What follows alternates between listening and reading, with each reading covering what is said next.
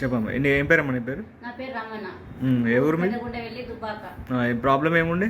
నరాలు వీక్నెస్ వలన చేతులు ఏళ్ళు ఇట్లే పోయినాయి. 8 సంవత్సరాలు మందులు వాడినా, ఏం కవర్ కాలేదు. చెట్ల మందులు వాడినా, ఆయుర్వేద మందులు, ఎన్నో రకాల మందులు వాడినా, ఏం కవర్ కాలేదు.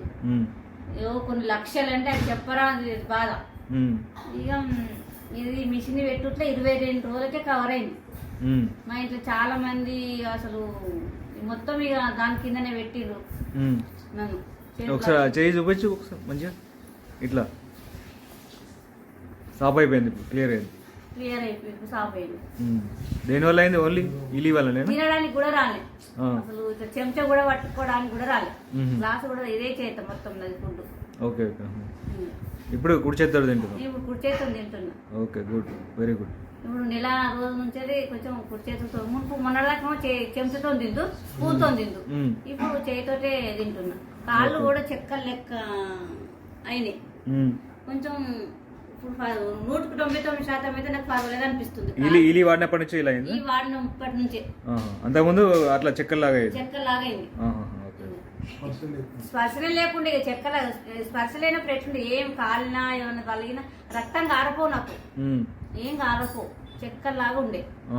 ఇక ఇప్పుడు ఇది పెట్టుకుని నుంచి 22 రోజులకే కొంచెం కొంచెం కొంచెం కొంచెం పర్వాలేదు. ఈ మిషన్ అయితే ఎంత చాలా మందికి ఇది పెట్టుకోవాల్సింది అసలు, ఆలోచించకుండా పెట్టుకోవాల్సింది. ఎన్ని లక్షలు ఖర్చు పెడుతున్నారు హాస్పిటల్లో, కానీ మనం వాళ్ళు ఆలోచించుకుంటలేరు.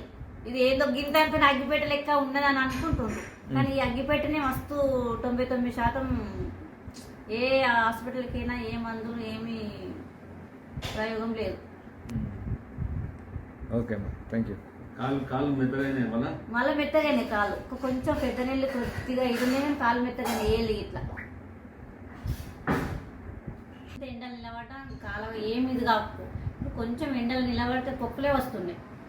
నేను ఫంక్షన్లకు కూడా ఏళ్ళు గిట్లున్నాయి, ఫంక్షన్లకు కూడా పోలేదు. అంటే ఏమైంది మీ కాళ్ళకి? ఏం ప్రాబ్లం ఉండే? ఎన్ని సంవత్సరాల నుంచి ప్రాబ్లం ఉండే? నరాల వీక్నెస్. స్పర్శ లేకుండే? స్పర్శ లేకుండే, ఏది కాలినా కానీ స్పర్శ లేకుండే, ఏం కాలినా దెబ్బ తగిలినా ఏం స్పర్శ రాకుండే. ఇప్పుడు ఇది పెట్టుకుని నుంచి ఎండలో కొంచెం ఇట్లా పట్టి నిలబడితేనే సుక్కుమంటున్నాయి కాళ్ళు. ఇట్లా గట్టిగా చెక్కలో ఉండే సుక్కుమంటున్నాయి కాళ్ళు. చేతులు కూడా అంతే. ఇప్పుడు స్పర్శ వచ్చింది, ఈలి వల్ల స్పర్శ వచ్చింది. ఈలి వల్ల స్పర్శ వచ్చింది. 199% అయితే నాకైతే పర్వాలేదు. ఓకే.